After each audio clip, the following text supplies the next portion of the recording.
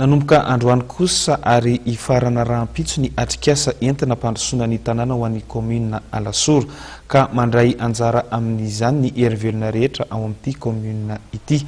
Manazava mikasika izay indrindra ary ny ben'ny tanàna Ramiaranjatovo Marika. Nanomboka androany moa zany ny atrikasa ho fijerena akaiky ireo fotodrafitrasa communaly na le hoe RIC ato anatin'ny commune Alasoro.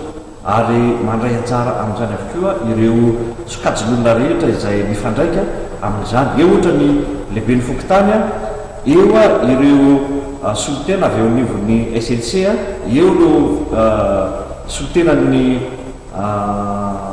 fikamarana na samihafa, eo ihany koa ireo mpiandraikitra amin'ireny fotodrafitrasa ireny.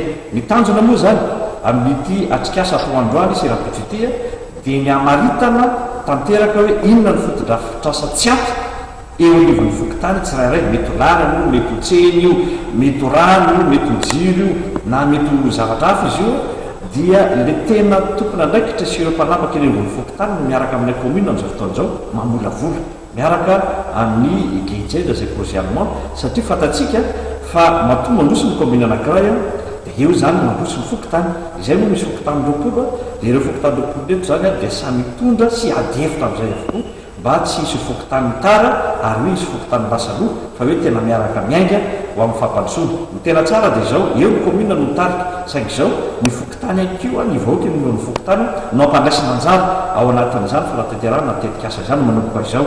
Izany hoe ohatra anao école zany ny fokotany anankiray, eo ny commune, eo ny vahoaka, eo ny partenariat, eo ihany koa mpamatsy vola izay miaraka handray anjara ho amin'ny famatsiana mitetika asa anankiray.